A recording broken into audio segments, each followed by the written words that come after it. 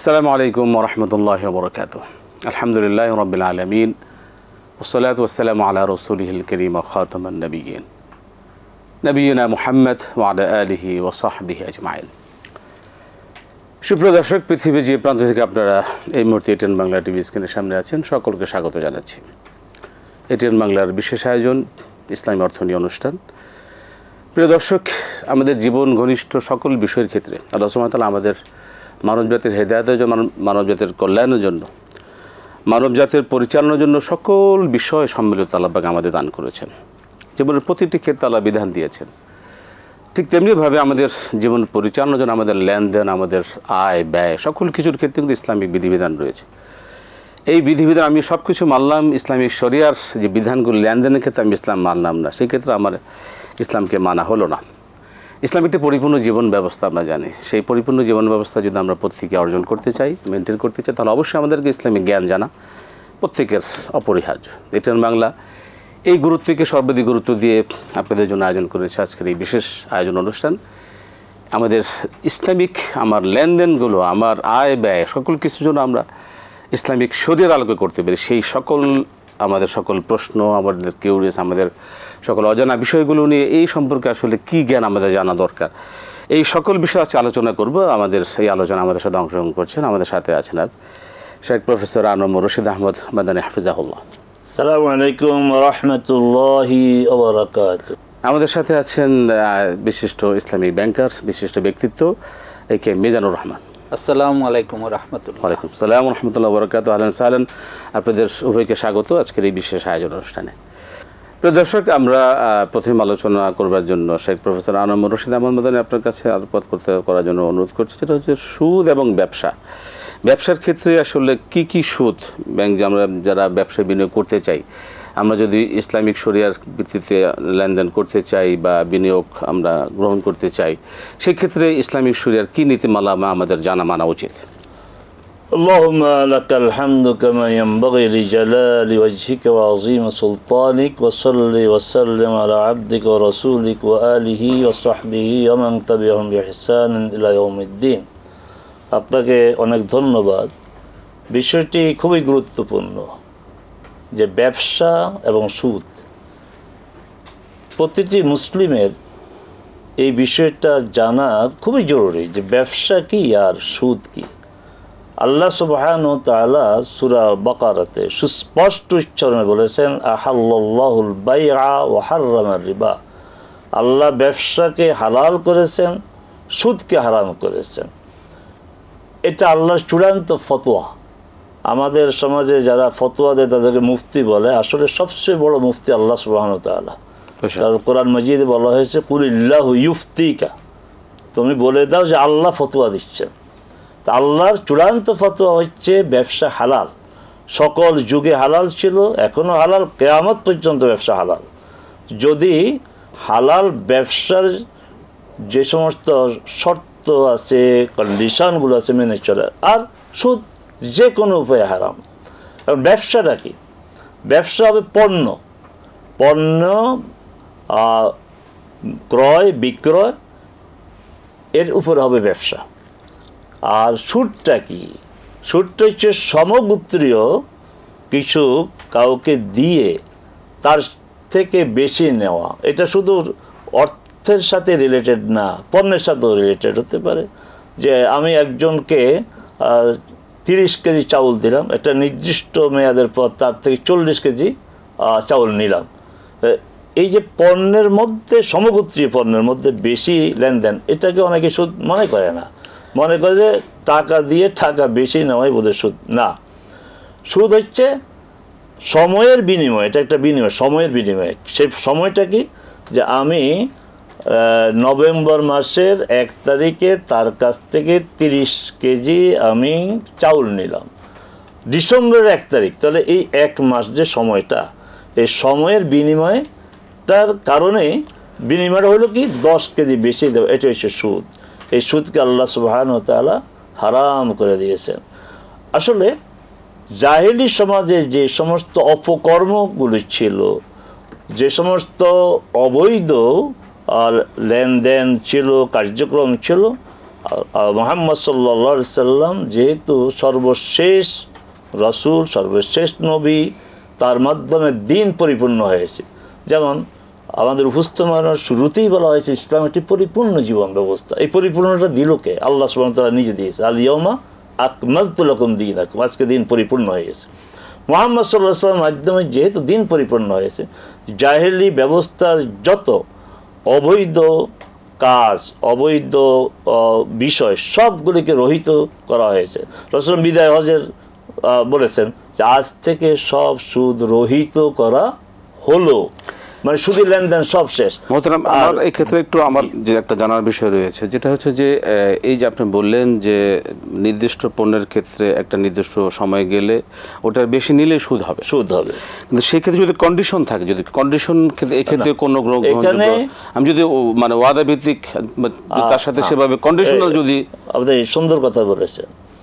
এখানে ইসলামের মূলনীতি যে কোনো হারাম বিষয়ে উভয় পক্ষ একমত হয়ে যদি শরিয়া বিরোধী কোনো শর্ত দেয়, এই শর্ত দেওয়া যাবে না, এই শর্ত মানাও যাবে না। এই শর্তটাই তো অবৈধ। আমি যা দিলাম তার থেকে বেশি নিলাম, বা আমি একজন থেকে যা নিলাম তাকে বেশি দিলাম, এই শর্তটি অবৈধ। অবৈধ শর্ত করা অবৈধ, আর অবৈধ শর্ত আপনার পালন করো অবৈধ। অতএব না, এটা হবে না। মানে আল্লাহর যেটা বিধান দিয়েছেন সেটা আমাদেরকে ফলো করতে হবে। সেটাই অনুসরণ। সেক্ষেত্রে যদি আমরা নিজেরাও যদি ক্রেতা বিক্রেতা এবং মানে যিনি দিচ্ছেন তিনি গ্রহণ করছেন অভিযোগ একমত হন, তাতে কিছু আসা যায় না, কিছু আসা যায় না। এই ক্ষেত্রে কোনো কম্প্রোমাইজ করা যাবে না। আল্লাহর বিধানই সেখানে আমাদের সুদি, সেটা যে রূপেই আমরা প্রকাশ করতে চাই না কেন। আল্লাহ তাআলা বলেছেন মুমিনদেরকে অ্যাড্রেস করে, ইয়া আইয়ুহাল্লাযীনা আমানুত্তাকুল্লাহ, হে যারা ঈমান এনেছো আল্লাহকে ভয় করো, ওয়া যারু মা বাকিয়া মিনার রিবা, আল্লাহকে ভয় করো, সুদি লেনদেন যা আছে সব পরিহার করো। তো সুদি লেনদেন যা পরিহার করো, এটা সুদ হারাম হওয়ার সময় বলা হয়েছে। এখন কেউ বলতে পারবে না যে আমি কিছু সুদি লেনদেন করি এরপরে পরিহার করো না, এখন আর সুযোগ নেই। তারপরে বলে ইন কুনতুম তুমিনুনা বিল্লাহি ওয়াল ইয়াউমিল আখির, যদি তুমি আল্লাহর প্রতি ঈমান দাবি করো, আখিরাত ওইটাই আল্লাহ তোমাকে সুদ ছাড়তেই হবে। আল্লাহ পাকের ছাড়ার না ছাড়ার কোনো সুযোগ নেই, তোমাকে ছাড়তেই হবে।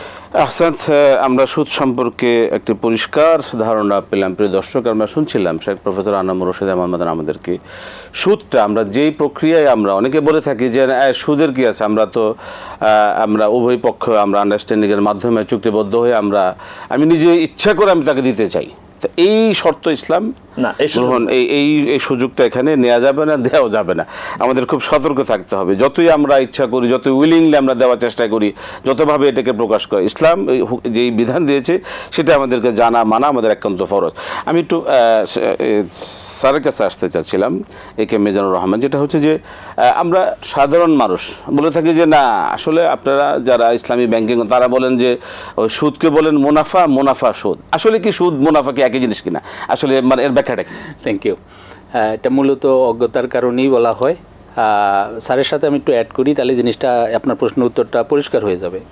সেটা হচ্ছে সুদকে আমরা প্রায়োগিক দিক থেকে আমরা তিনটি ভাগে দেখব। ফার্স্ট হচ্ছে লোন বা ঋণের প্রেক্ষিতে।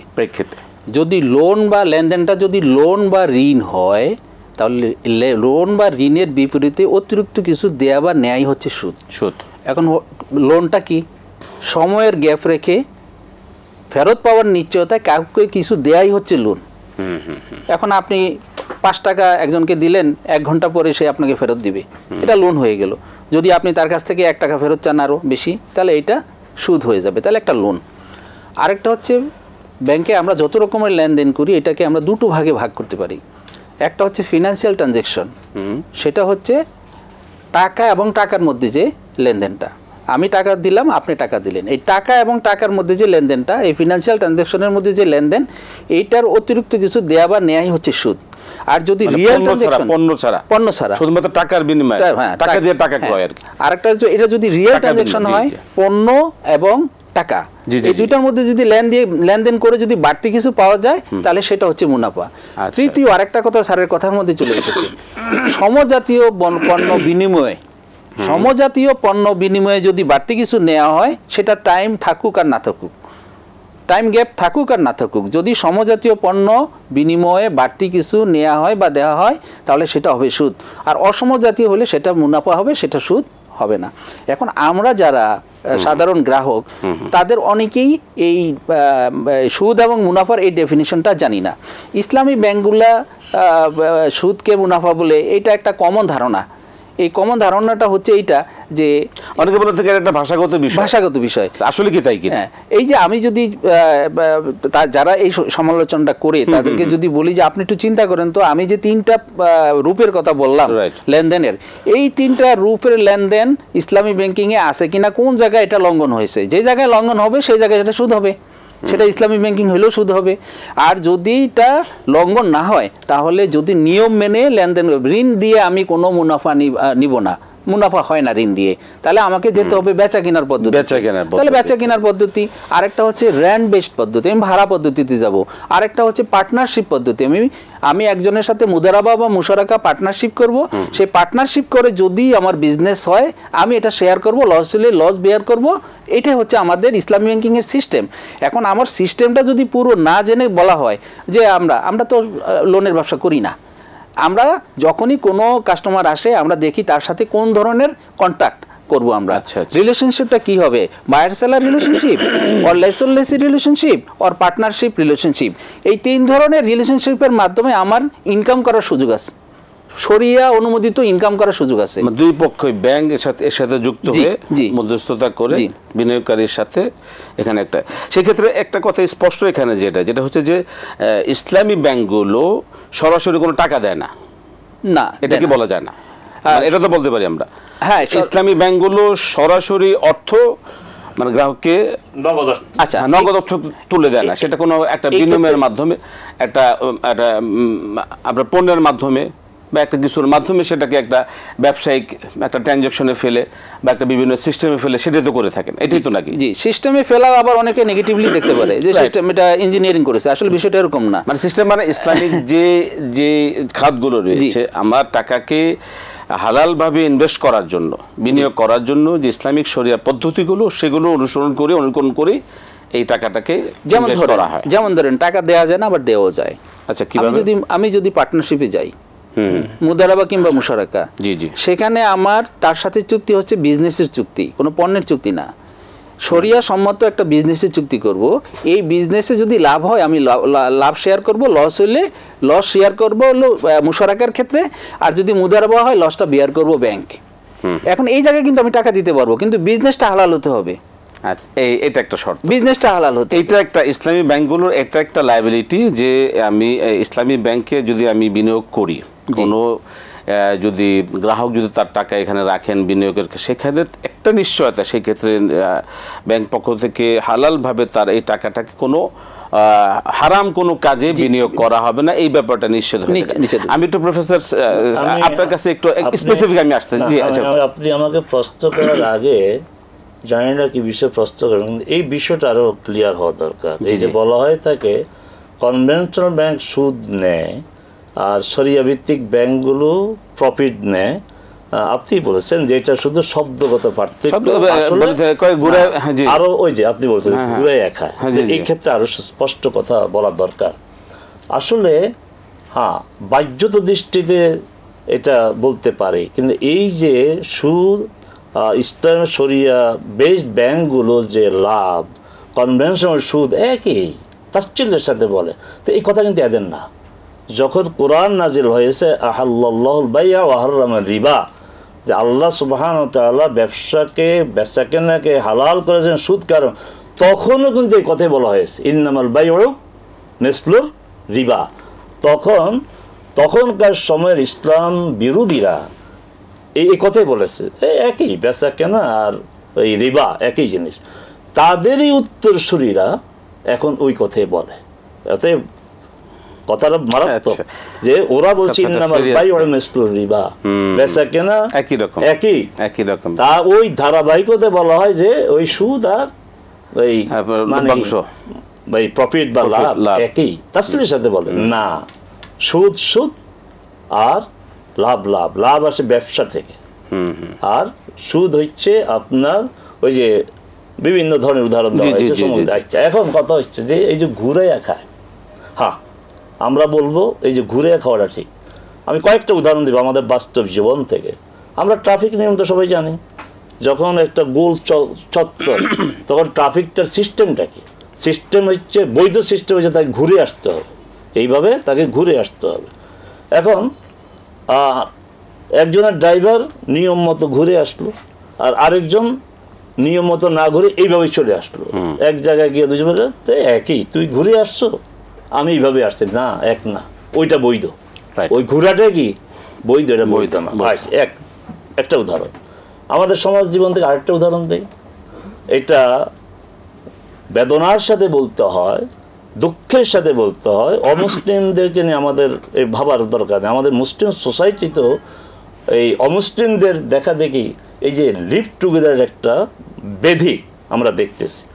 এখন স্বামী স্ত্রী বৈধভাবে বিবাহ করে স্বামী স্ত্রীর বন্ধনে আবদ্ধ হয়ে একজন পুরুষ একজন নারী বসবাস করে, আর পাশেই আন্ডারস্ট্যান্ডিং মধ্যে লিভ টুগেদার করে। এখন যদি বলে দুইটা একই, তুমিও একজনকে নিয়ে আসো, আমি একজনকে নিয়ে আসি, তুমিও বাজারে যাও, আমিও বাজারে যাই, তোমার ঘরে রান্না হয়, আমার ঘরে রান্না হয়, একই। তুমি একটু মানে ঘুরে করেছো, ওই কাজী, তারপরে সাক্ষী, তারপরে মোহর, আমার এত কিছু লাগে না। দুইটা কি আসলে এক? কোন সভ্য সমাজ পৃথিবীতে, কি মুসলিম কি অমুসলিম, তারা বিবাহের মাধ্যমে যে দম্পতি, এটাকেই তারা বৈধতা দেয়। লিভ টুগেদারকে স্বামী স্ত্রী বলে না, বৈধতা দেয় না। তাহলে দুটো আসলে অতএব এই কথা বলা মূর্খতা, অজ্ঞতা এবং কুফরি। সুদ আর ওই লাভ ঘুরে ঘরে একটাই না, এক না, এটা কখনো মোটেই এক না। আমরা ব্যবসা জি আর সুদ সুদ। জি আমরা পরিষ্কার। প্রিয় দর্শক, আমরা যারা আজকে আয়োজন দেখছি, আমাদের কাছে বিষয়টা অত্যন্ত আজকে ক্লিয়ার আয়োজনের পর, এবং বিশেষ করে আপনি যে সুন্দর ব্যাখ্যা উপস্থাপন করলেন, এরপর আশা করি এই বিষয়ে আমাদের আর কোনো দ্বিমত থাকার এবং এই বিষয়ে আর কোনো বাড়তি হেজিটেশন করা বা এটাকে নিয়ে আর অন্য কোনো কথা বলা উচিত হবে না, এবং করলে এটা কিন্তু মস্ত বড় আমাদের জন্য গুনাহ হবে। কেউ যদি এই দুটোকে একভাবে বলার চেষ্টা করে, নিজের মতো করে এভাবে ব্যাখ্যা দেওয়ার চেষ্টা করে, ঘুরে খায় বলে। আচ্ছা, এই যে সাদা মাটা উদাহরণ দেখেন, আপনার পাতিলে পানি গরম হয়, চাউল দেওয়া, এই ভাতটার জন্য ঘুরাইতে হয়। মতলব আমি আসলে আমাদের সময় খুব সংক্ষিপ্ত, বিষয় অনেক। আসলে ইসলামিক অর্থনীতি এটা একটা বিষয় আলোচনা করতে গেলে আমাদের একটা এপিসোড চলে যাবে।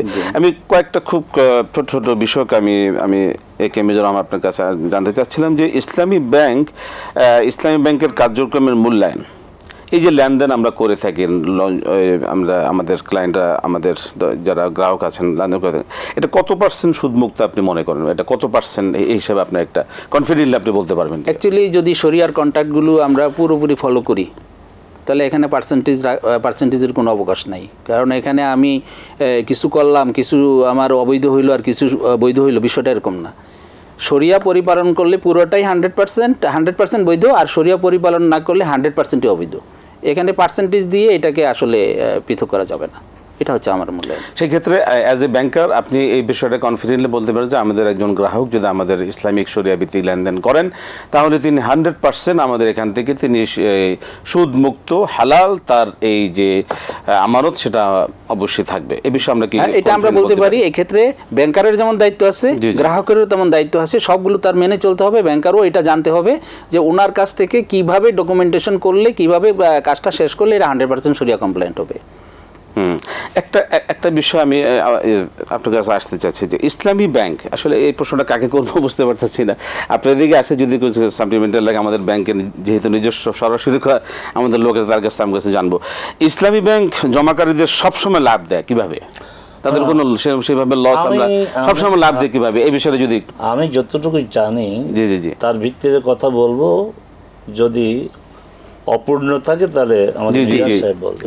আসলে ব্যাংকগুলো তো একটি দুইটি ক্ষেত্রে বিনিয়োগ দেয় না, মানে অসংখ্য অগণিত ক্ষেত্রে খাতে বিভিন্ন বিনিয়োগ দেয়। বিভিন্ন পারপাসে এক্সট্রা বিনিয়োগ যদি হয় 10টা বিনিয়োগে লস করতে পারে, তো 90টাতে তো আপনার সে লাভ প্রফিট করলো, পাচ্ছে, profit পেলো। জি জি তাহলে এই 10টা সে পুষিয়ে ফেলতে পারে এবং প্রতি বছর একই রেটে দেয় না, প্রতি বছর একই রেটে যদি দেয় তাহলে সুদ হয়ে যাবে। আচ্ছা, তাহলে এই যে ট্রানজ্যাকশনগুলো যে আপনার ব্যাংক যারা পরিচালনা করে তাদেরও তো বিবেক বুদ্ধি যোগ্যতা আছে, তারা ঝুঁকিপূর্ণ কোনো বিনিয়োগ দেয় না, দিতে চায় না। অতএব খুব কম ক্ষেত্রেই এটা ঘটে যে সে আপনার এই বিনিয়োগটাতে লস হচ্ছে।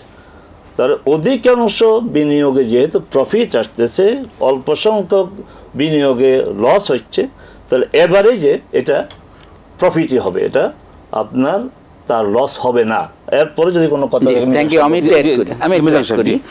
সেটা হচ্ছে আমরা বাংলাদেশে যে মুনাফা ভাগাভাগি করি যে কন্ট্রাক্টের এগেনস্টে, এই কন্ট্রাক্টটার নাম হচ্ছে মুদারাবা। মুদারাবা সিস্টেম। মুদারাবার দুইটা রূপ আছে, একটা রেস্ট্রিক্টেড মুদারাবা আর একটা হচ্ছে আনরেস্ট্রিক্টেড মুদারাবা।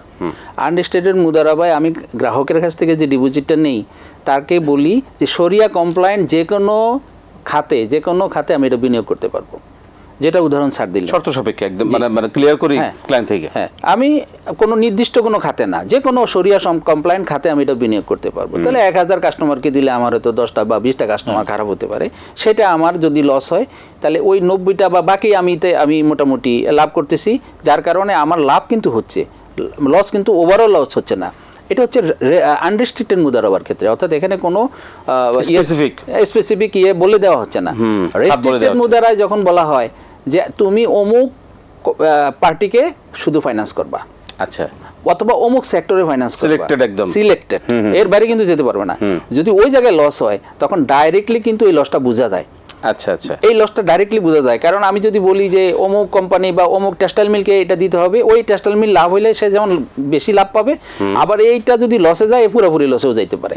কিন্তু যেহেতু আমরা রেস্ট্রিক্টেড মুদারাবা করছি না, আমরা আনরেস্ট্রিক্টেড মুদারাবা করছি, ফলে প্রত্যেক বছর আমাদের যে পরিমাণ গ্রাহক আমরা ফাইন্যান্সিং করছি তারা সবাই যেহেতু এখানে ডিফল্টার হচ্ছে না, এই জন্য মুনাফা পাচ্ছেই, কম আর বেশি। আচ্ছা আচ্ছা আচ্ছা, তা সেই ক্ষেত্রে যে এই যে একটা অভিযোগ করা হয় সেটা আসলে সঠিক না, ওইভাবে না। আরো অনেকগুলি বিষয় আসলে অনেক জানার ছিল আমাদেরও, আসলে আমি দর্শকদের জন্য কিন্তু আমাদের সময় একদম শেষ প্রান্তে চলে এসেছি।